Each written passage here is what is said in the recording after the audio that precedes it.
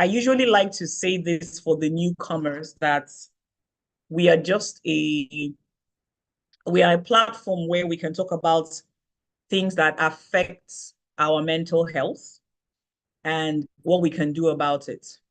So that is what Unburden is about. This is just like an online platform where we can talk about things that have the potential of affecting our mental health. So we just take, topics that are very important to us, and then we talk about it. So my name is Ediri Osediale, and I'm your psychotherapist, on this in this chat or this conversation. And I'm a psychotherapist. So a psychotherapist is someone that helps you with your emotions and your feelings. And just like the way you have a doctor that helps you with your physical health, a psychotherapist is someone that helps you with your mental health. So that's who I am. I know that there's a lot of stigma around psychotherapy and mental health, but I think the last session, I just tried to make a little bit of clarity of what it is. Mental health is your mental strategy. What are the plans you have in keeping your mind healthy? What are the plans you have in making sure that your brain serves you as it should? So that is what mental health is about, and that is what a psychotherapist will do for you.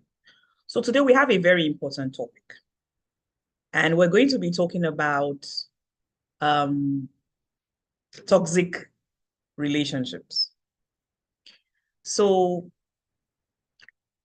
this particular topic has come up a few times when I have conversations with people. A relationship that is toxic, I'm being bullied at work, even with regards to my friends, my, interactions, I'm not happy with the way things are. So I felt it was important that we take this topic. So to dive into it, I will be addressing the topic from the angle of psychology and psychotherapy. So I will be giving you some definitions and explanations as it pertains to the dynamics in terms of your mind. So defining relationships or relationship from a psychology perspective is to say that we as human beings, we are hardwired to seek out interactions. So we are hardwired to look for meaningful conversations and interactions. The definition of a relationship is meaningful and healthy interaction. However, this meaningful and healthy interaction is in different dimensions and levels, because the interaction you will have with someone that is a friend is different from the interaction that you have with your boss, is different from the interaction you have with your child or with your parents. So there are different structures of relationships. But the broad definition is meaningful interaction. Now, I want us to understand something when I say we are hardwired to be in relationships. Relationship is a key feature of what makes us humans. We are human beings and we are social beings. So we search after connections, we search after interactions, we look for it. It's what makes us us. It's part of what makes us human beings. So understand that relationships are important to your well-being. It plays an important role to your life. It helps us with emotional and mental well-being. The quality of your relationships supports your mental and physical well-being. Because when you are loved and you're supported, there's a sense of belonging. You have strong, healthy relationships. You feel you can conquer the world. So I just want to start by letting us know that relationships are important, because sometimes in the times we are in, you hear, I don't need this person, I don't need this person, probably because somebody has had very unpleasant interactions with, someone. So they have something negative to say. But I'm telling you from a psychotherapy perspective that you need relationships. Your very ability to function on earth in this world is determined by relationships. You need to go outside and buy something. I know they are doing no contact, shops, but from a psychotherapy perspective, those things are not the best. Because the very act of saying, I'm going to walk down the road and buy this, or I'm going to do this, I'm going to see this person, I'm going to pick up the phone and call this person, they are meaningful to your life. They are important to your life. So as we are about to delve into toxic relationships and understanding and managing them, I want us to understand that relationships are important. As human beings, we are hardwired to seek out meaningful relationships. So what are the benefits, of being in a relationship? I want us just give us a little bit of a background before we go into detail. What are the benefits? You can send some chats. I'll say the ones I have, but you can also contribute. So companionship. Everyone is a Christian here knows that the first being that was created, God said, it is not good that you should be alone. So humans need companionship. Don't kid yourself. I know that there's a lot of conversations on, I can do it on my own, I can make it on my own, I'm fine on my own, but I'm here to give you the psychology of it. Companionship. Affection. We seek after affection. We want affection. Support. We need help. Sometimes you need help. You want to run a conversation on an issue. You want to run it by somebody and say, oh, what's your opinion about this? You need help. You need support. You need guidance. You need people to hold you accountable. You see, let me remind you of something, or let me ask you to think about something. Whenever you are maybe tempted to do something that you know is not too good, is not too positive, what's the first thing that comes to your mind? What will X, Y, Z? Whether it's my friend, my spouse, my dad, that's the first thing that comes to your mind. And that is why people that perpetuate certain very negative actions, you see that they are kind of isolated, because when you have meaningful interactions, it puts a check on the things that you will do, because you know that these people around me, because of them, I have to hold myself accountable. There are some habits that you try to overcome because you want to be accountable to the people around you. So relationships, companionship gives you companionship. It gives you support. You need someone to talk to. You have a friend, you have a spouse, you have a child. I'm not going to be talking about intimate relationships alone. When I'm talking about toxic relationships, it can be anywhere. When I'm talking about relationships, it could be anywhere. It could be at work, it could be in your neighborhood, it could be at church, it could be at mosque, it could be anywhere. So as I'm talking about relationship, please understand that I'm talking about all structures of relationships. So growth and learning. You are motivated to grow when you see the people around you are, growing. So this person has graduated, kind of motivates you to want to graduate. This person has done this, he has bought a house, he has bought a car, he has done this. So the fact that you are in relationships and the people around you are aspiring for better, it motivates you to also aspire to be better. So that's one of the benefits of relationships. Sorry, just a minute. My iPad is deciding to mess up. Okay, thank you. So accountability, then reason for living. Do you know that the very reason why you are excited to be in this world is because of certain relationships around you? It gives you a reason to live. Your family gives you a reason to live. The people that you're in close relationship with give you a reason to live. The fact that you don't feel everything is totally hopeless and unpleasant is because you think about the fun times with family, with friends, with colleagues, and it gives you a reason to go on. So one of the importance of relationships is the reason to live. And you see, I don't know how many people are on this call that are not and are not Africans or not Nigerians. But we as Africans, we have a benefit that we don't understand because we live very communally in Africa. We don't know how blessed we are.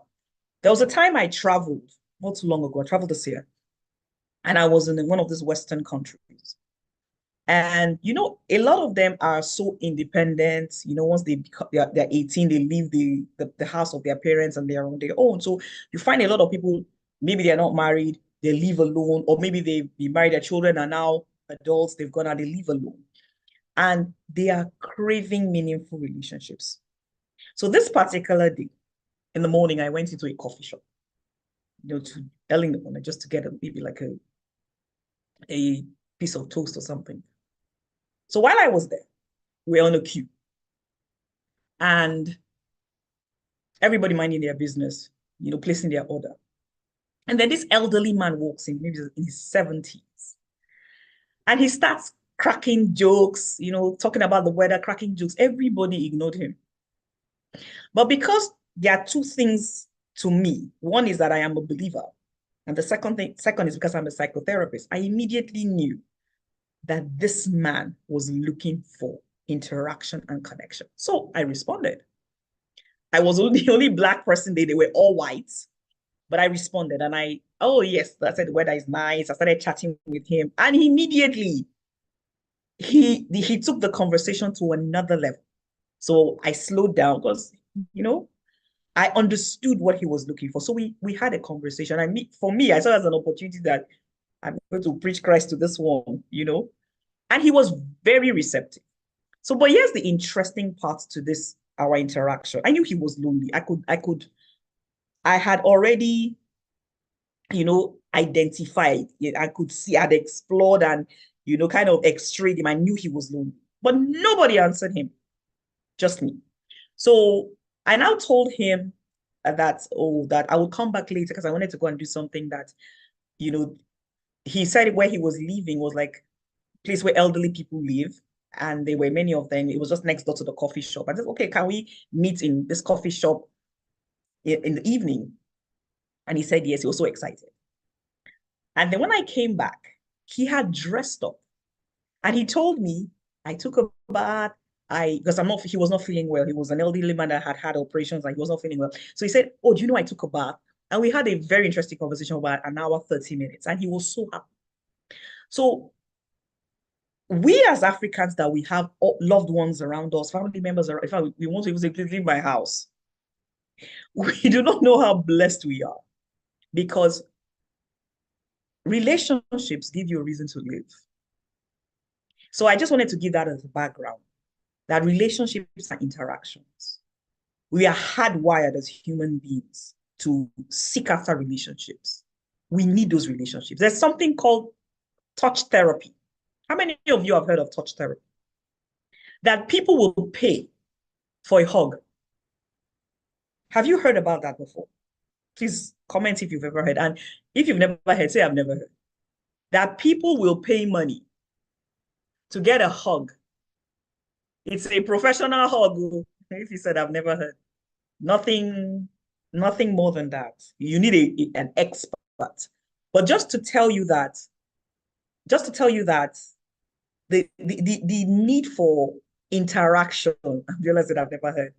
Okay, Alan said I've heard. I know you were here now. You are a psychotherapist. Oh, yeah, said I've never heard. That is how people crave interactions. So it's important. That means the lack of meaningful interaction could cause you problems.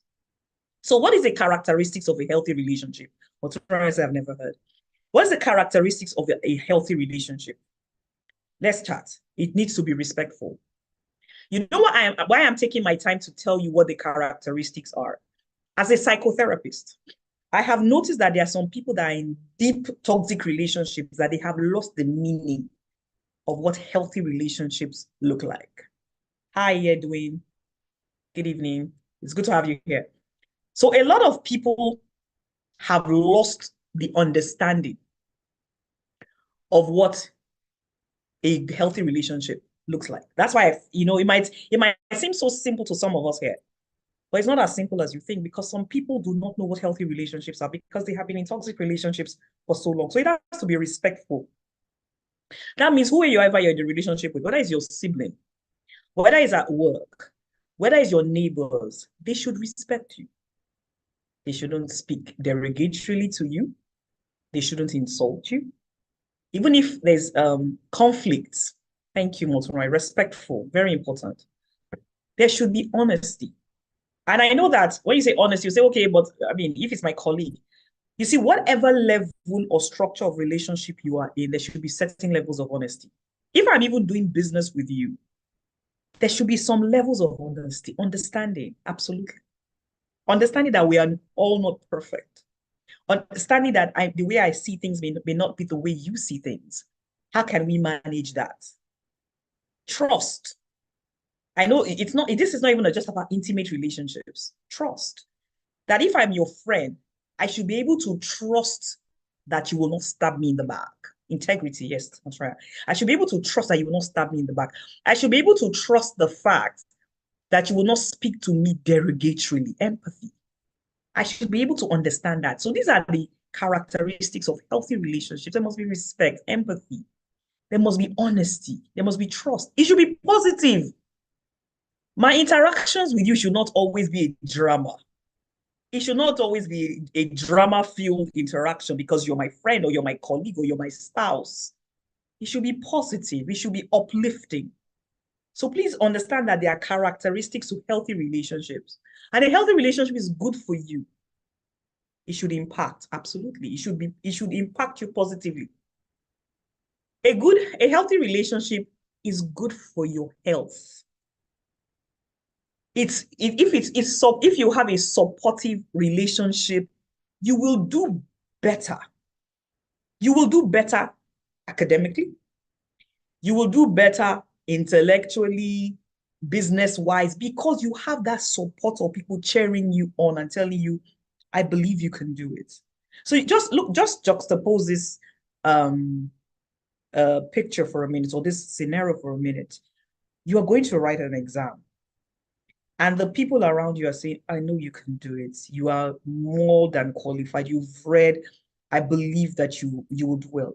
Or you are leaving the house and it's insults and berating. Who do you think will write that exam better? So a healthy relationship, with your partner, with your family, can improve the quality of your life. This is not motivation, this is science. If you're in hospital, I think maybe we'll have one or two people that are medical practitioners here. If you're in hospital for a physical sickness, maybe something that is a little bit serious, one of the things they will ask you is, who is your support? What's your support system like? Because they know that you have a better chance of coming out of that thing, successfully if you have the right support. So the healthy relationships are critical to our lives. Like I said, we are hardwired to look for relationships. We are hardwired to seek after relationships. Our very existence depends on the quality of relationships we have. And do not think that maybe, if I have money, I'm fine. Japan, is a country that the quality of their lives there is really good. He said, Tim Maris, thank you, Alan. The quality of their lives is really good. But Japan has one of the highest rates of suicide because they live alone. They predominantly are alone. They don't have communities the way we have in Africa. So even though the quality of their life is so good, the average earning is way, way, way, way better than us. But the rate of suicide in Japan is very high. So there's a need for qualitative relationship. I cannot overemphasize this, because in talking about toxic relationships, sometimes people just say, I don't care anymore. I'm not interested in any relationship anymore. I'm done. So I need to emphasize this. And I'll tell you what you can do, if what you have been experiencing is toxic relationship. So what is a toxic relationship? Let's talk. Because sometimes you just throw that word. This person is a narcissist. I'm in a toxic relationship. So what is a toxic relationship? What's a toxic relationship? Send me some chats. What's a toxic? What do you think a toxic relationship is? I'll continue. You can send me the charts. I'll read them out as it comes. It's at the core of a toxic relationship is a consistent negativity. So you see, the definition is very important because even the best of relationships have its trying times. Some of the characteristics I'm going to be calling out, you can have those characteristics even in a healthy relationship because people are different. Thank you. Lacks respect. So understand this definition. Consistent negativity. Consistent to the point that you are drained. It's not just about an occasional disagreement or a rough patch, because many relationships will go through. Rather, it's a characterized, persistent pattern of wrong behavior that undermine your sense of well-being and happiness. A consistent pattern of negativity that erodes your well-being. That is a toxic relationship. It's a consistent, persistent pattern of negativity. Please understand that. Because I do not want you to think when I begin to call out the characteristics, unhealthy relationship with people want to evolve, exhibit, yes. Sorry, I'll read that later. You know, I don't want you to begin to think that when we start calling out the characteristics that, oh, my relationship is toxic. No. Said dishonesty, yes. Abusive, absolutely. Harmful, damaging to people's mental health. So that's a toxic, but understand that it must be consistent, persistent. It must be consistent because I need to let you understand that none of us is perfect. So when there's a consistent pattern of negative behavior that begins to erode your mental well-being, that's a toxic relationship. It feels you feeling worse than what you were rather than being uplifted, intimidating. So let me give you some characteristics of a toxic relationship. Disrespect. Motunrayo said it. Consistent disrespect, consistent gaslighting, manipulation. You're being manipulated, insults, lies, conflicts. And I'm saying this because, like I said, if you grew up, and you see, a toxic relationship can be from your family, it could be from your parents. So why I need to call this out is because if you grew up in a toxic home, you may have lost the understanding of what healthy relationships look like because you have been so used to a toxic life. So when there's disrespect, disregard, where there's constant belittling, where your opinions do not matter, where you are being bullied and you're being silenced, there's constant conflict, persistent. That is a toxic relationship.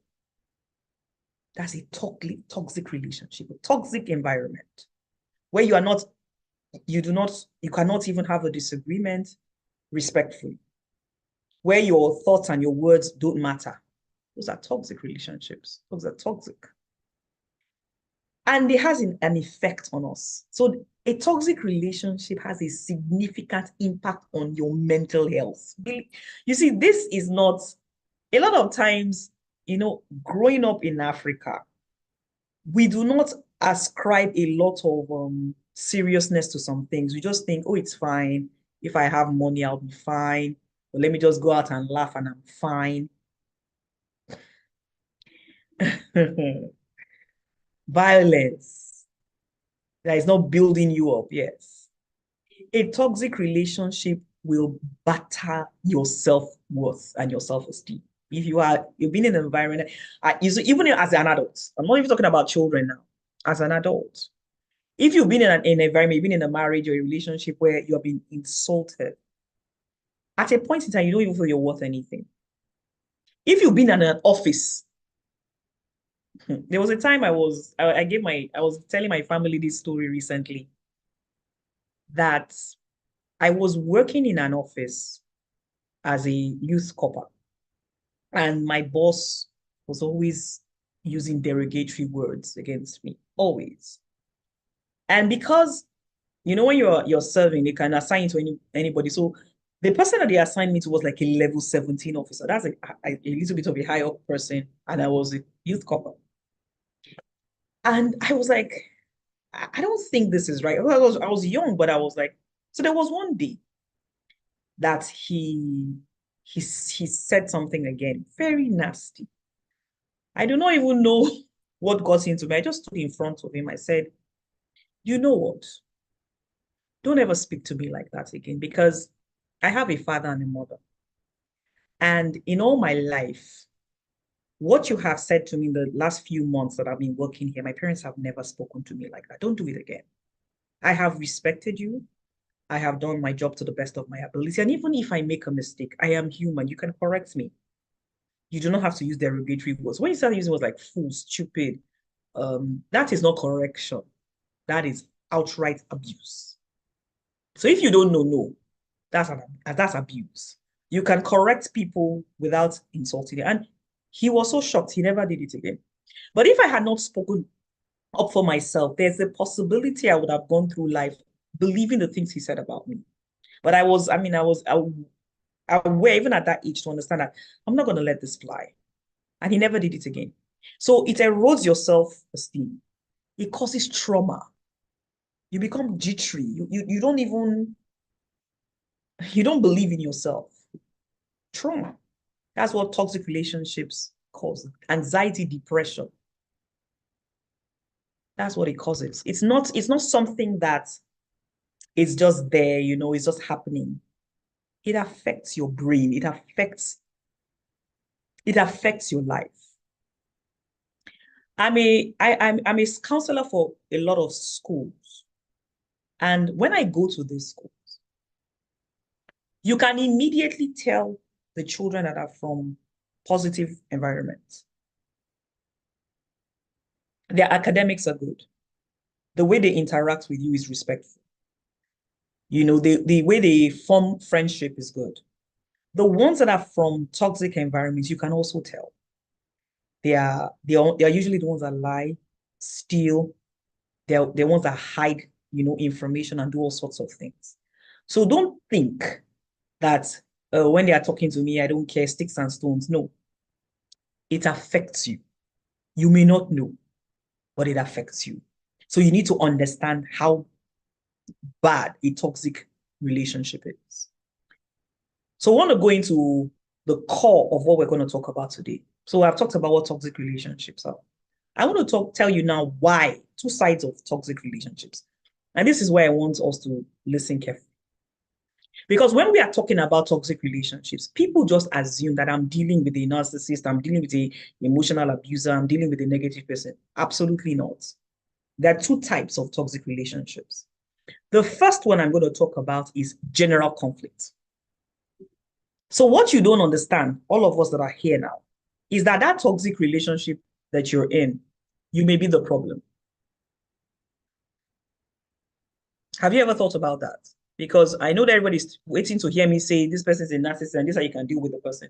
But I'm telling you now that for a toxic relationship, you may be part of the problem. So it's called general conflicts. So let's talk about general conflicts. General conflict is that you are in a relationship where there's constant conflict. But it's not as if the person is toxic or you're toxic. So what is the problem? The problem is there are different things that make you you. Your upbringing, your experiences, your personality, your trauma. All those come to play in relationships. So you are thinking, I'm in a toxic relationship, this person is this. There's a message that came to me, and I want to ask you the same question. When you think of some Bible characters, when you think of Joseph and his brothers, the story of Joseph and his brothers, who do you identify as in the story? Is Joseph, Abby? Have you thought about that? Maybe you are the brothers. When you think of Pharaoh, you always think Israelites and Pharaoh, that you are the Israelites. What if you are the Pharaoh? Have you thought about that? You are the Judas in the story, not the Jesus. It may be you. You may be the problem.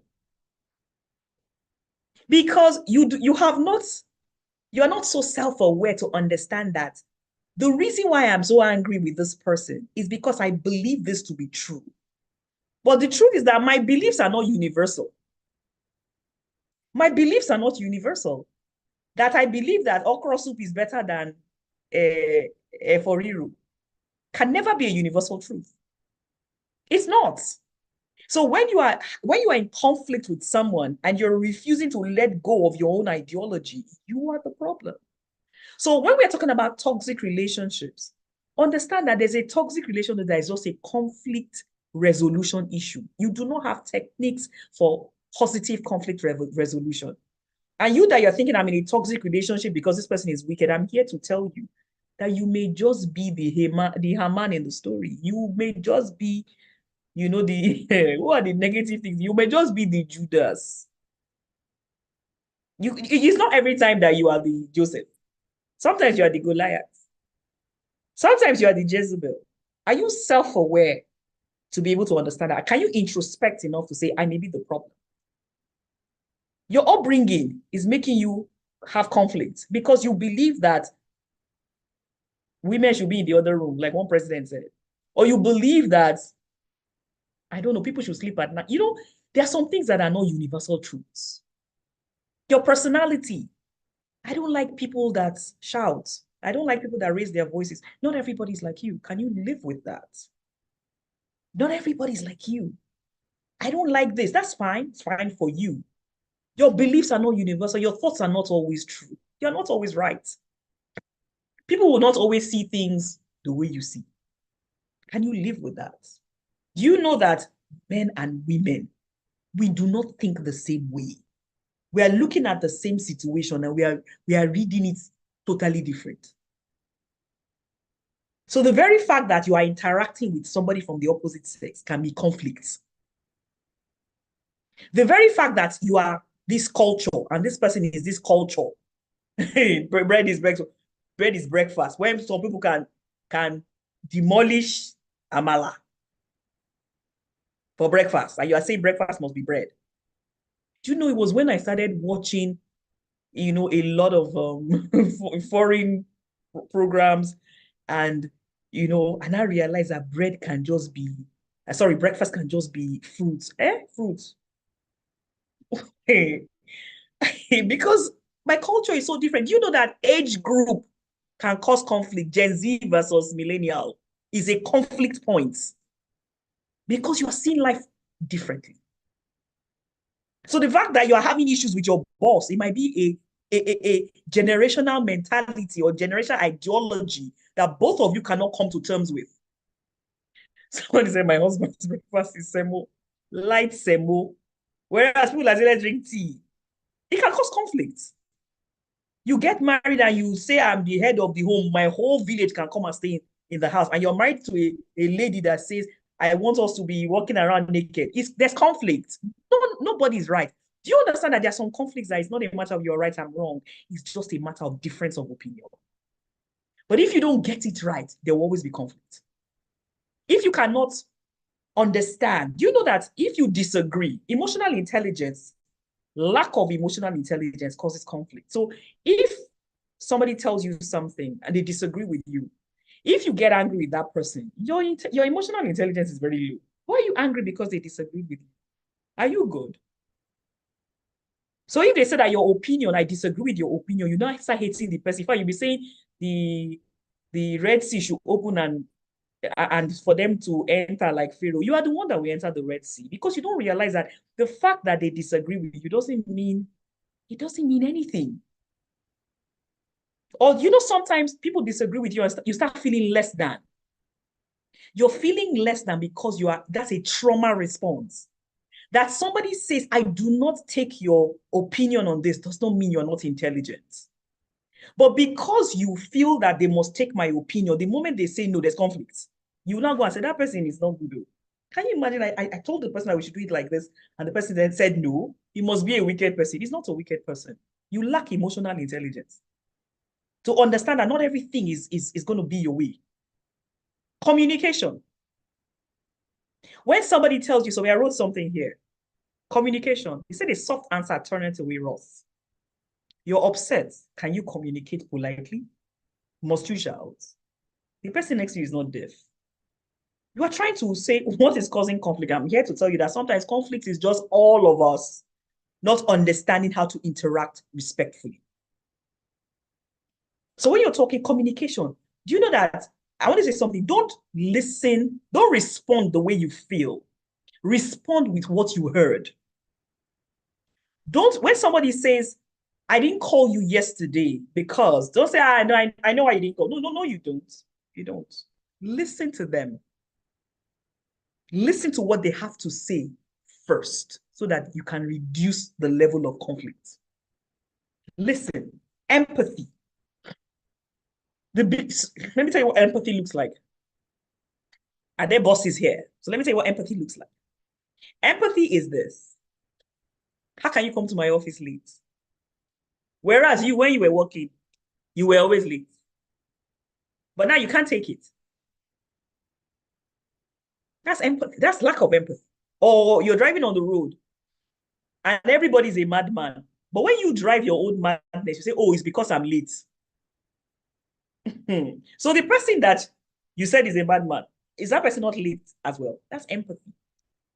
So you maybe the person drove in a particular, you say, before you've insulted the person. But when you do the same thing, you make excuses for yourself. So general conflict can cause toxic relationships because you're not self-aware. What are the things that trigger you, that make you angry? Do you have unresolved trauma? When people disagree with you because you feel that you are the alpha and the omega of that environment, how do you manage it? Leaders, how do you manage it when people say, I don't take your idea? Can you live with it? When your children tell you, I disagree with you, say, disagree with who? In this life? And you want to leave? And there's conflict. If you feel that someone disagreeing with you is a slight, you're working with trauma, you're responding with trauma.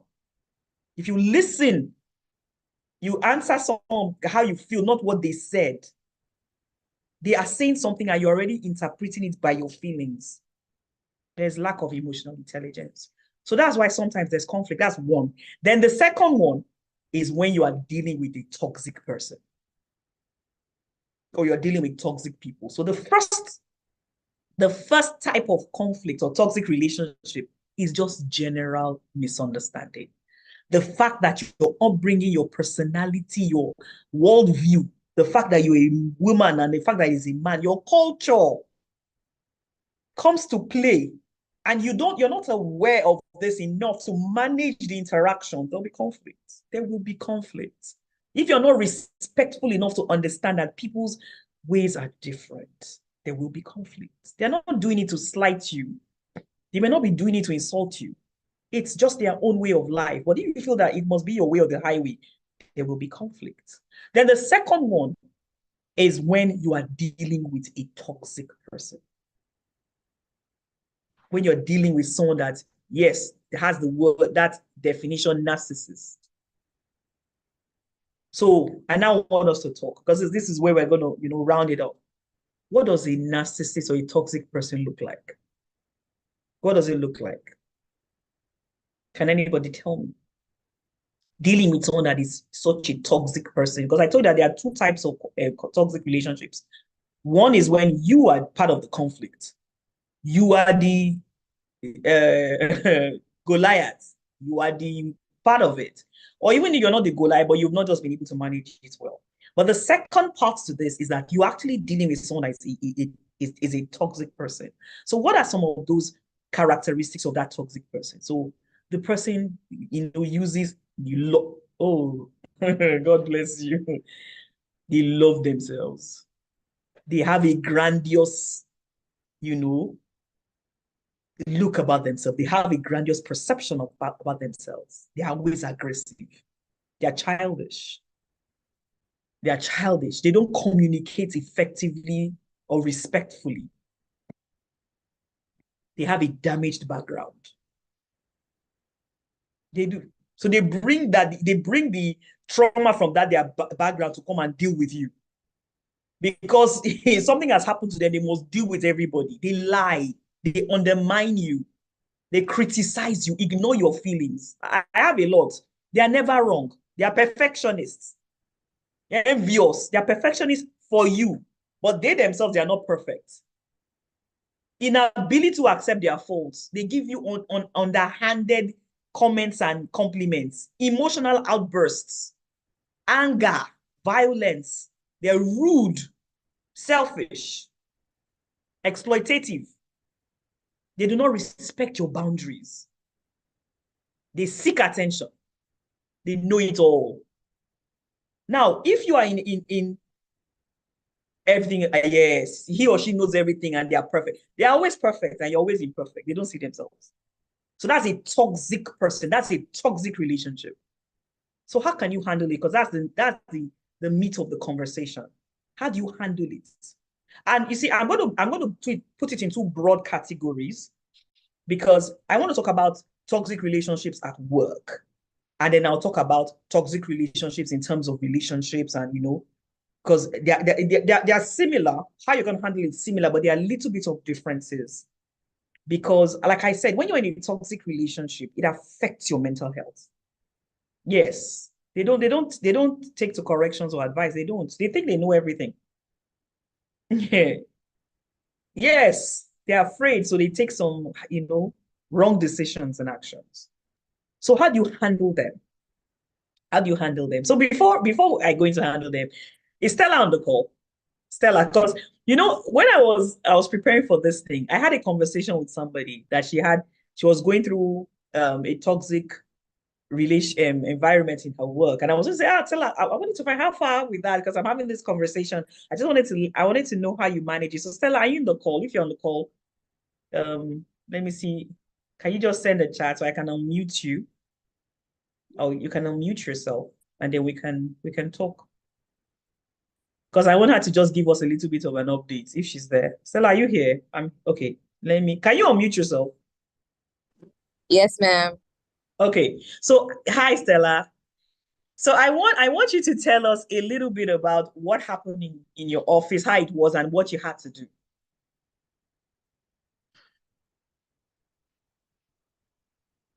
I think you're muted, Stella. You're muted. Good evening, Okay. everyone. Hi. Hi, ma'am. Thank you for the opportunity. It's been very insightful session.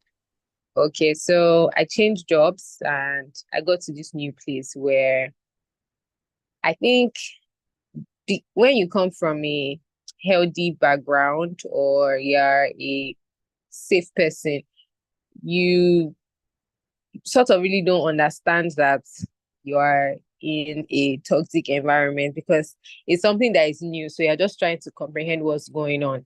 So I remember from the first day of resumption, there were some comments that my line manager made, and it's too early because it's day one to start saying, oh, maybe this person is a toxic person. So I just assumed that, oh, I'm a lady, she's a lady, she's a woman.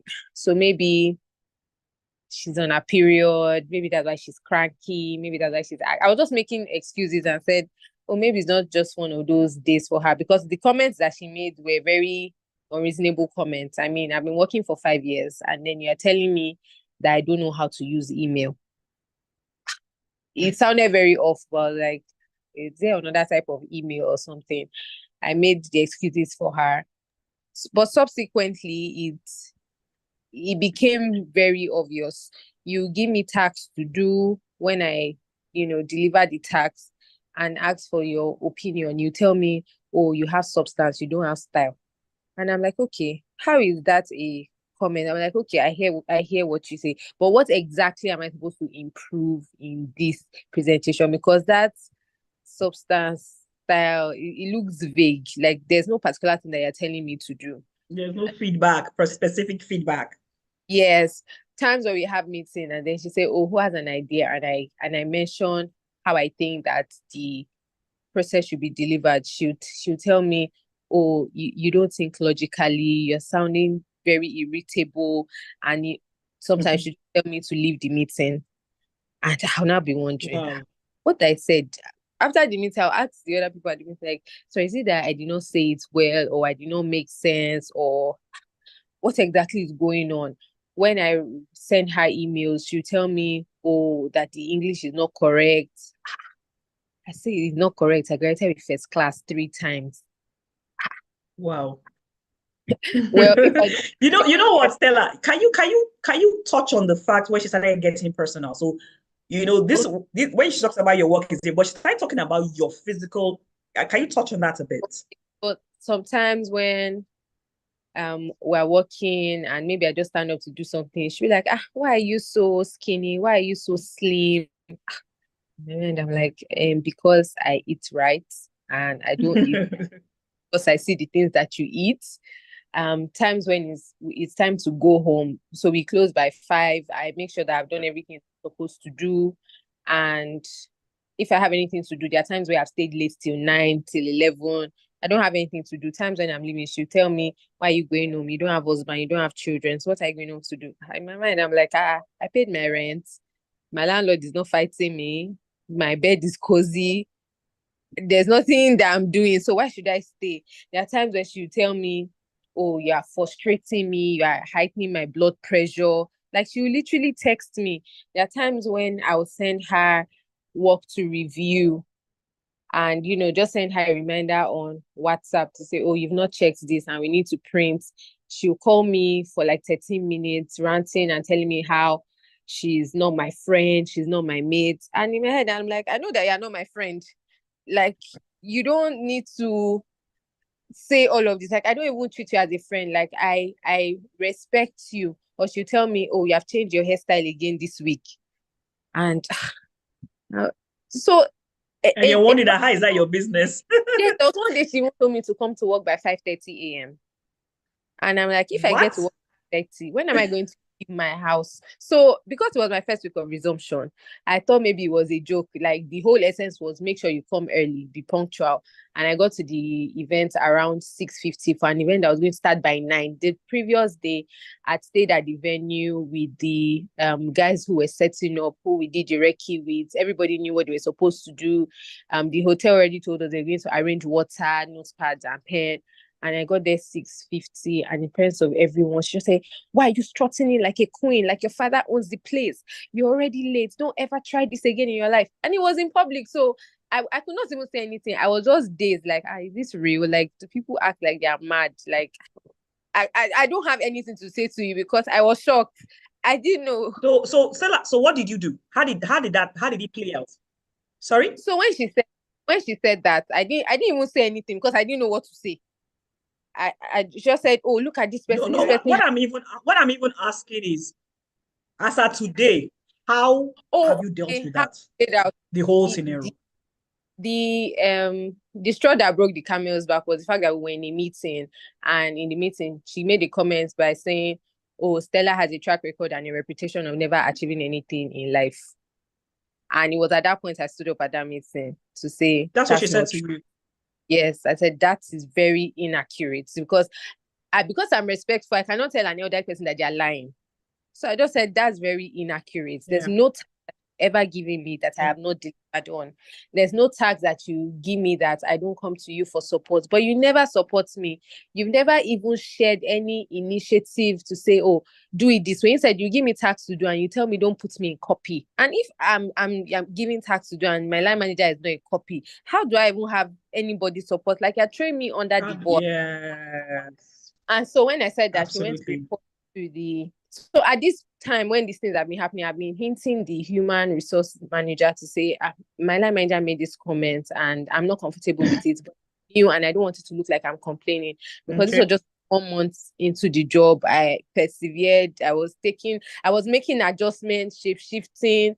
She'll give me backhanded compliments publicly in emails. Even when I didn't come by 5:30, every email that had to do with an event subsequently, she'll call out my name in bold and say, be punctual. So when she reported to the HR manager, she told the HR manager that I was screaming at her at the meeting. And because most of the people at the meeting were below her because she's a director, the HR manager took her side and told me that I was mad and that I was a misogynist. That you were mad. Yes. She even said it was, "You are fucking mad." That was the line that she used. And I was like, in an office. oh, wow. And that is supposed to be the advocate. That's supposed to be the person that is brokering peace that now said you are mad. Yes. And so I was suspended from work. And it was during this suspension period I knew that I was good. Like it was time to go. I've worked with other people in the organization. So because she'll go on leave, she won't tell me she's going on leave. She just go for 1 month. She won't even talk to me. She won't send me any email. So it looked like I was just at work receiving salary and I wasn't doing anything. There were times where I'll send email, maybe taking another senior director will give me something to do and I'll put her in copy, and she wrote it plainly there saying that I was insubordinate, that this is an act of insubordination. And she tried to silence me. Every time I was always smiling. My colleagues are like, "How are you smiling? How are you even surviving? How are you even okay?" So Stella, how did you feel? How did that affect you at that time? Mentally? So at that, I realized I'm always happy. I'm one who loves to go to work. I don't complain about work. Like, that's one thing you never see me complain about. I'm happy to work on Saturday. I'm happy to work on Sunday. I have all of the energy. But at this time, I realized that every time I wanted to go to work, I was always having heart palpitations because I wasn't sure what I was going to do wrong. I wasn't sure if my hair was going to cause a problem or if my gown was going to be. There were times where I would wear an outfit and the HR manager and my boss would see me and they would send me back home saying that this outfit is not appropriate, and I'll go home and come back. And so I was actually be wearing long things, or what is going on?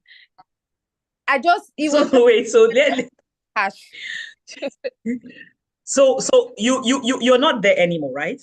I'm not. No, I left. You're somewhere else. You've gotten another job. Yes. Yes. How do you feel now? Oh, how do you feel now?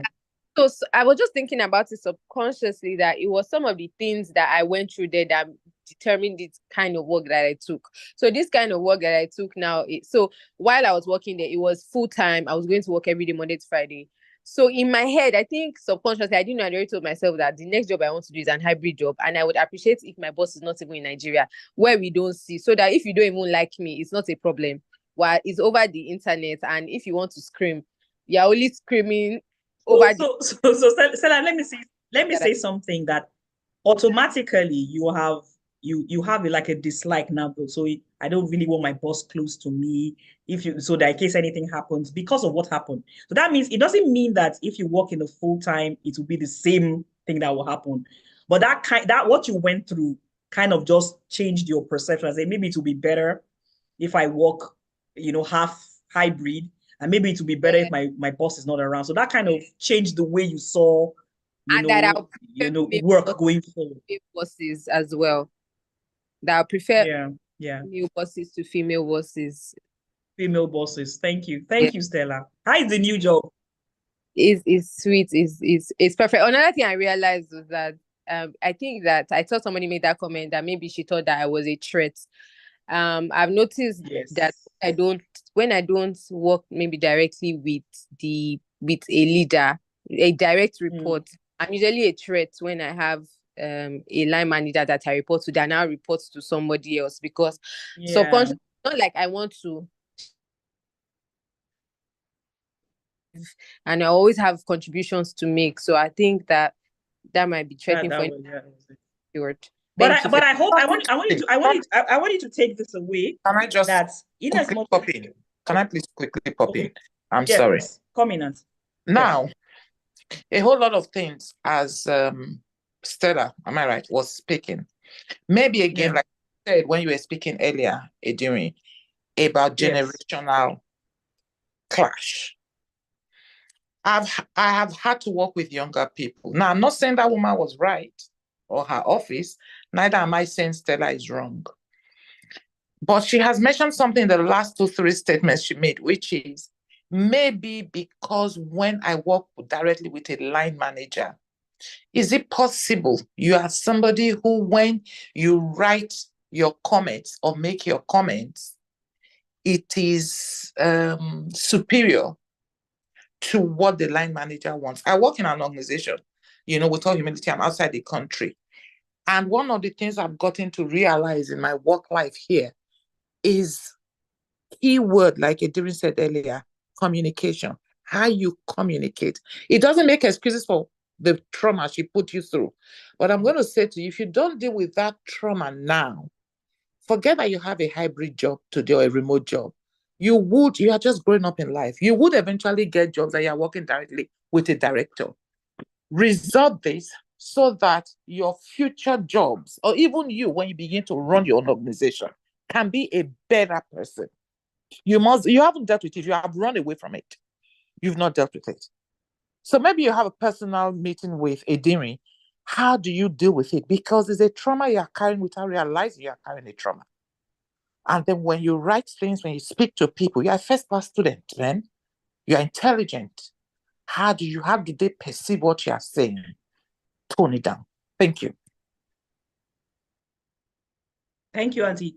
So I'm going to disagree slightly, because why I'm going to disagree is not because you're not right, but maybe because we don't have the full facts of the issue. Because I'm delving into toxic people now. And one of the things that you need to understand about toxic people, if she falls into that category, is that you may not even do anything to them. Because when you are dealing, I have a lot of clients that are in toxic relationships. And some of them are at a point where it's my fault. And I can tell you that it's not right. their fault. Very right, yeah. They have not done anything. You're very right. So what you have told Stella is absolutely accurate. However, it might not be accurate in her case. It is when we discuss with her, get the full facts, we'll not say, okay, Stella, maybe you could have done this differently. But a lot of people that are on this call that I'm going to be talking to that are in toxic relationships, some of it is not your fault at all.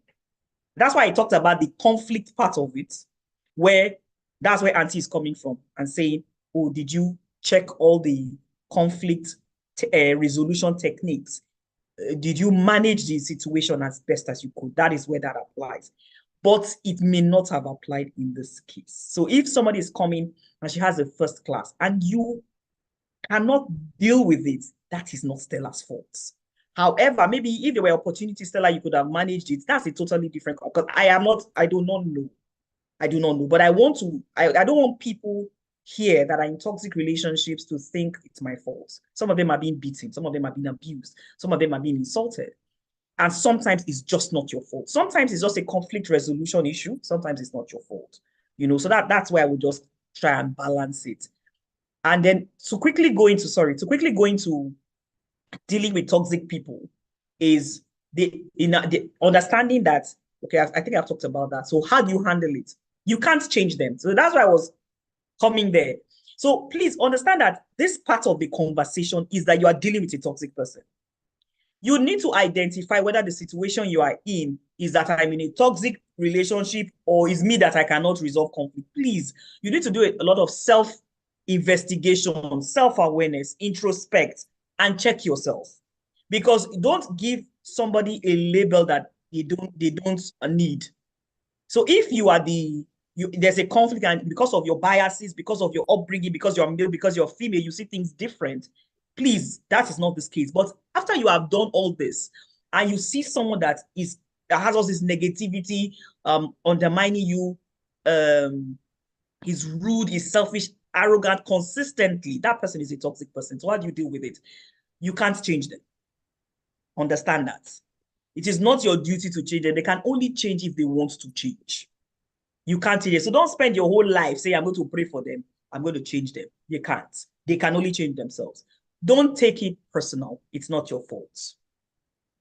And that is if you're dealing with a toxic person. It's not your fault. Self-awareness. Now, manage your reactions. Maybe that's where Stella, maybe you can take some points there. That they will goad you. They will push you. You need to manage your reactions. You need to be self-aware. The reality is that I know you and I had a conversation, and this is not just for Stella, but everybody. At that point in time, you actually needed counseling. You needed counseling because when you are in such a toxic environment, the tendency that is that it begins to affect you. And that's not just for high school, everybody. If you're in a toxic environment, so you need to manage yourself. You need to be self-aware. How do I manage this? And you need to understand what healthy interactions look like. So when the unhealthy ones come, you know.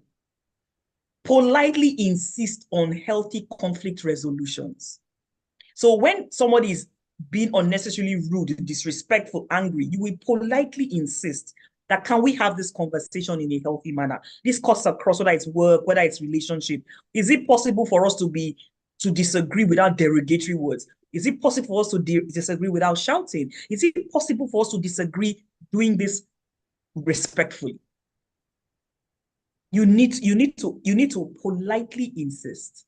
Then you need to speak to them. Speak to them and speak up for yourself. And this we're talking about if you're dealing with a toxic person, speak up for yourself.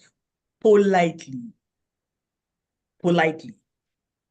Get a support system, because when people are toxic to you, you need to get a support system. You need to begin to create evidence trail. You need to begin to say, this is the evidence of what they are doing. If they talk to you, send them a mail and say, I'm summarizing what you said. Don't leave it hanging in the air, because they will lie. Toxic people will lie. So make sure you set up an evidence trail that you can always fall back on when there's a need.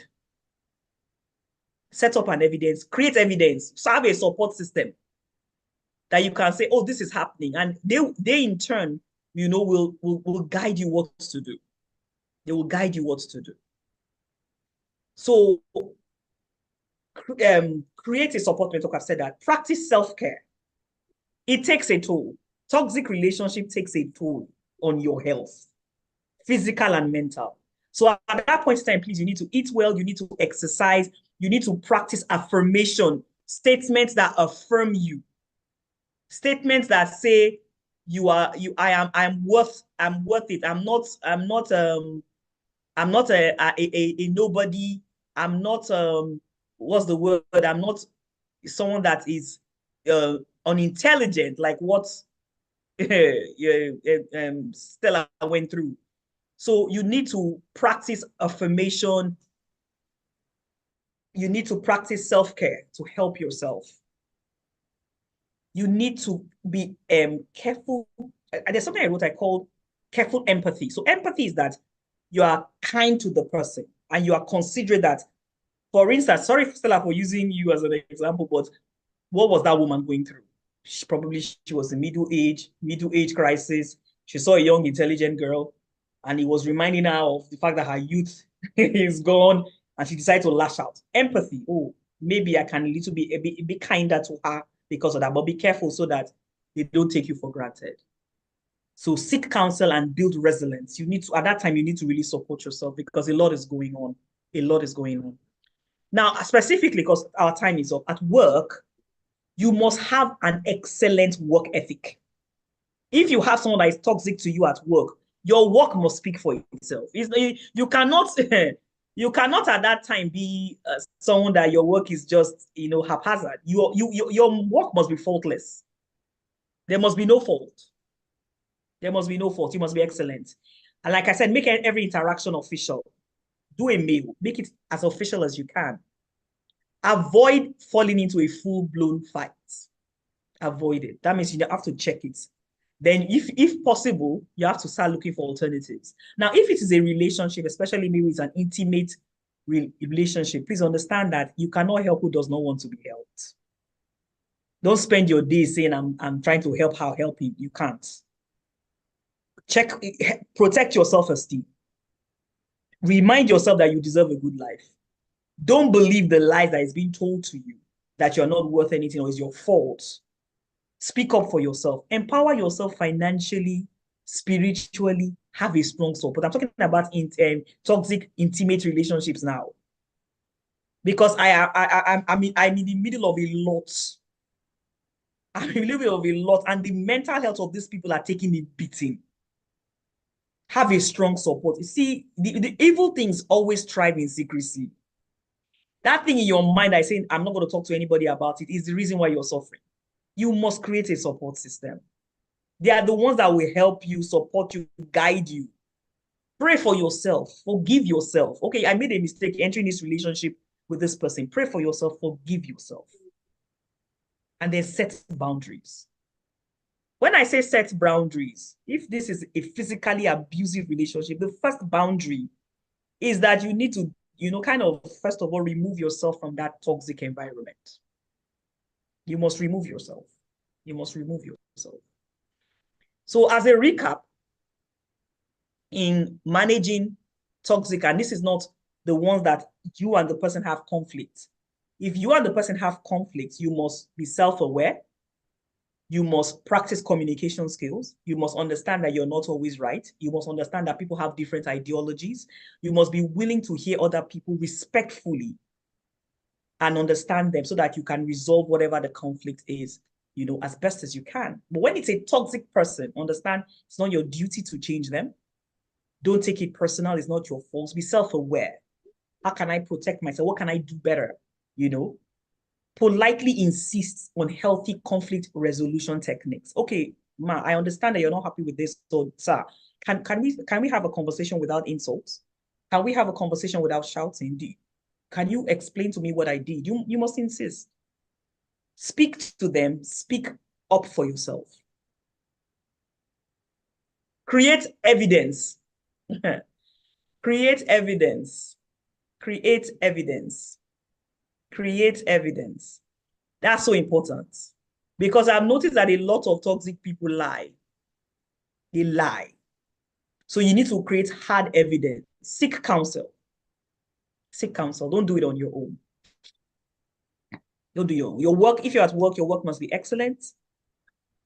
You cannot afford to put any work that is less than. And, self-care is very important. It's very important. If you're dealing with a very toxic person, you can't change them. You can't change them. That is not your role. Your role is to protect yourself as much as you can. That is what you can do. But you speak up for yourself. Speak politely to them.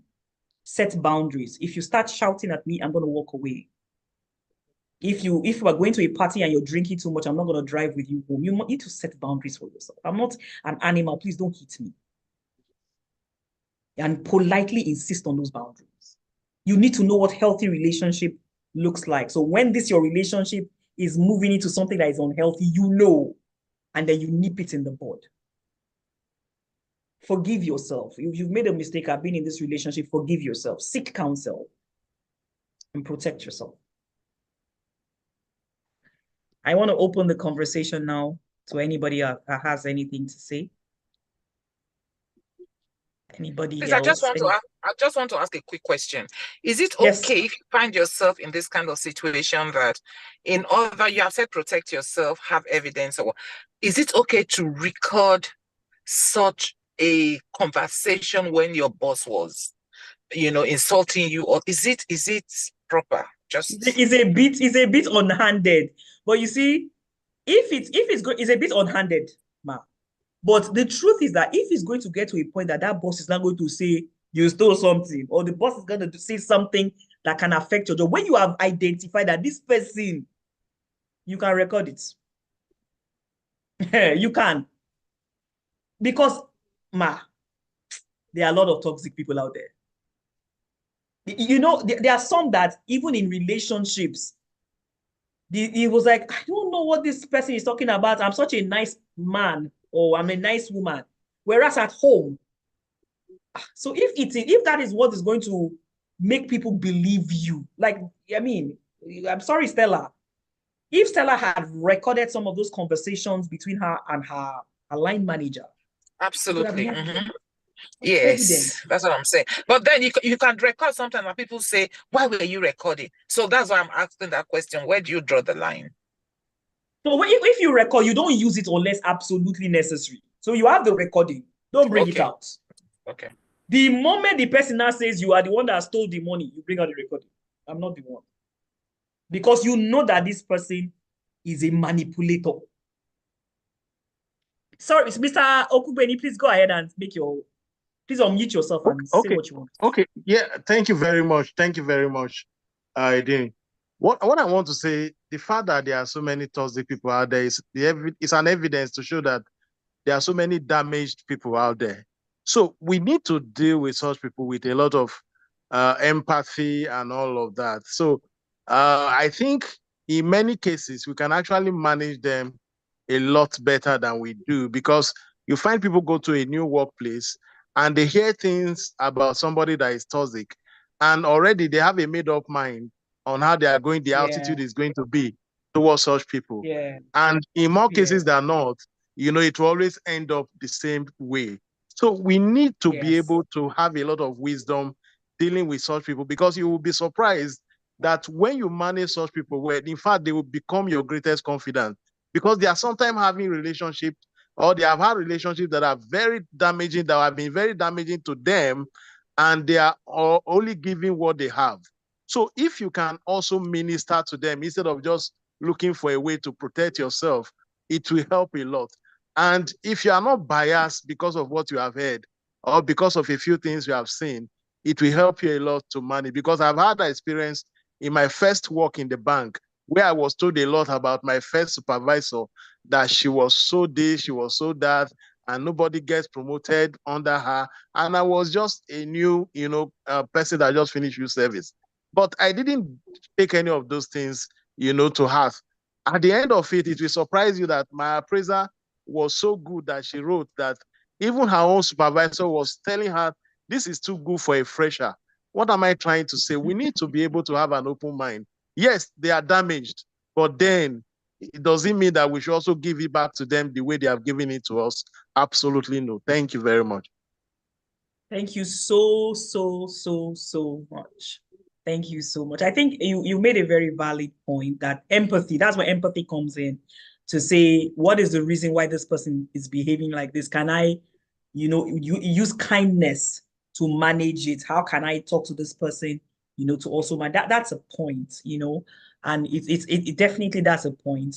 But when you get to a point too that you see that the person with all the kindness, sir. As a psychotherapist, I've heard it once. Shola, please go ahead, unmute yourself and say what you want to say. Good evening, all. I hope you can hear me. We can hear you. Go ahead, please. Yeah, okay. It's just an example, like a contribution.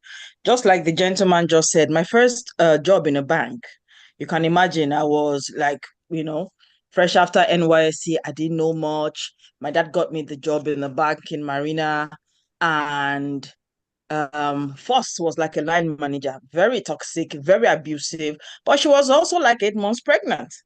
So I will just internalize everything and just blame it on her pregnancy, try to avoid her as much as I Much could. as you could. Now, the point that I'm really trying to get to was they changed the branch manager and somebody else was coming in, and the rave was scary throughout the banking hall. That woman was here. She was taken away to another branch for incompetence. She's coming back. Oh, she's so wicked. When she looks at you, the rave was as if the devil himself was coming in. Me, this poor girl that sits in front, when you come into the bank and the first person you see, how am I going to cope with this person? These people that have been here are trembling in their shoes. This woman has not even resumed at all. Okay, this woman resumed. And I'm sorry, yes, she looked like the devil. She was short. She was very, very dark, stern looking. And she had hazel eyes. Do you know what that means? That means when she's looking at you, you think she can bear into your soul by just looking at you, because she had very brown eyes on a very dark skin. This woman was no nonsense. Now, part of my task was, if the cashier had made, then there were a lot of paper going on. I'm talking of like 2001, 2002. When there's a mistake on a customer's account, we do something called a reversal. You write it on paper and you take it to her, you explain what's happened, and then she would approve it, and then you take it to the cashier and they do the reversal. This woman murdered my English. What school did you go? What is this? What grammar is this? Small paper. You don't debit somebody's account, you debit into. And then she would do her hand into, you debit into, she would murder my English. It now became a trend where I will pile these papers. I'm meant to go and sign these things immediately. I will pile these things. And then at times for days. And then I have to pray and fast before I go into her office. And then she's wondering, why do you have so much? Why are the dates different? Why didn't you come? Everybody is scared of you. Anyway, I just determined I'm not going to continue this way. I have a job to do. I don't know how I'm going to get to this woman. And from nowhere, I just started one morning. She was coming in. She was good with her bags and her shoes. You know, the orgas now, there's money now. She had. And then she was coming in and I said, good morning, ma. She would never answer. And I said, good morning, ma. And I said, I have a nylon bag here for you, ma. When you're going, please drop your bag for me because I love it. You're going with this nylon bag. And I would walk off. So I started. I'm not waiting for a response. I won't even look in her face. Ma, this your suit is very nice. It can size me, even though she was like 10 times bigger than me. Please, ma, this my shoe when you're going. I'm taking this, you are taking mine, and I would walk off. I'm not waiting for thank you. I'm not waiting for a reply. I'm not waiting to see her face. I don't know if she likes it. I don't care. I just go off. So man started smiling and told me in the bank. I changed my grammar. I wrote the vouchers the way she wanted. People started calling me her girlfriend. Yeah, look on this girlfriend, come here. What is happening between you and me? I said, leave my sugar mommy alone. Nobody must upset her. So just to reiterate what the gentleman... I think, Shola, you have just buttressed what Auntie Charlotte said and what Mr. Okugweni said. That that in all dealing with these toxic people, it's time to introspect and see, and we offer them empathy, and will that empathy make any meaningful change? I think that's what Auntie Charlotte was trying to say, and what Mr. Okubeni was trying to say. That's what you did, and you got a good result. I didn't even realize what I was doing. I was tired of being scared. Yes. So thank you so much. So thank you, everybody. So I think we're coming to the end of it. And just to say, that's why I said that there are two types of toxic relationship. One is that you need to understand your own role in it, that there's conflict because you have not checked yourself, you're not self-aware. That's why there's conflict. You have difference of opinion. And then when you're dealing with a toxic person, there's guided empathy that you can empathize with them, see if you can win them over. There's nothing wrong with that as well. On the other side, when the person is a hardened toxic person, you need to protect yourself, you need to protect your mental health, you need to seek counsel. I think one of the things that will benefit a lot of young people that are on this call is that always seek counsel. Seek counsel, because like Auntie Charlotte said, there's a generational gap. And an older person may have been able to guide younger people, say, why don't you do this? Why don't you do this? You might win this person. Sorry to cut in on you, please. I think you should finish that statement. Seek counsel, not from your age mate too. Yes. And I'm talking from experience, not because what you see, there's our generation, when we go to people, even when we were that age, it's their own experience that we use to talk to you. This generation is very lucky. They have psychotherapists they can go and meet. Our own is mother slap that will reset your brain. So don't go to your mates to seek counsel, because what they tell you the next day, when you look at the boss head to toe, you wasn't the situation.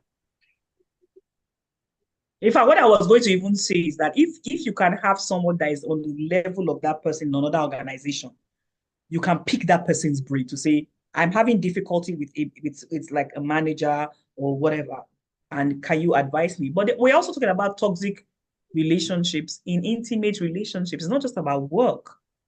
How do you manage those intimate when someone is very toxic? The rules still apply. Check yourself. I hope you are not part of the conflict. Have you checked yourself? The person is usually not a monster.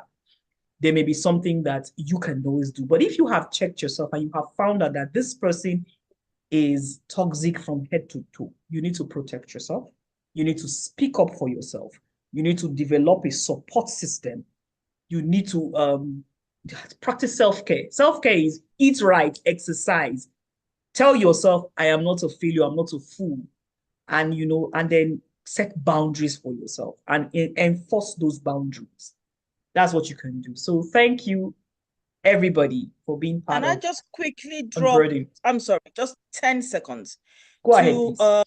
To the comment that the lady made. Yes, not only would I seek counsel on the person's level, I seek counsel from the same sex. So if it's a man I have a problem with, I look for a man and I tell them this is what happened. How do men see these things? You understand? So I can with the person, because if I'm a woman and I'm a certain age and I'm going to my age mates, no, I don't, and I'm dealing with a man, I don't know how men think. So I go to a man of his caliber to say, I have a problem with this person, could you help me?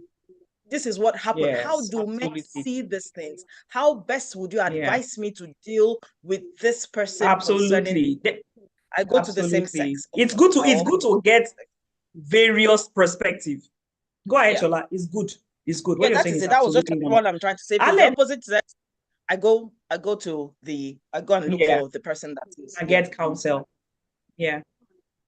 Alan said we should try and give them another chance, however, from a distance and with it's a clear-cut action plan. So that is what I call guided empathy. Have a plan.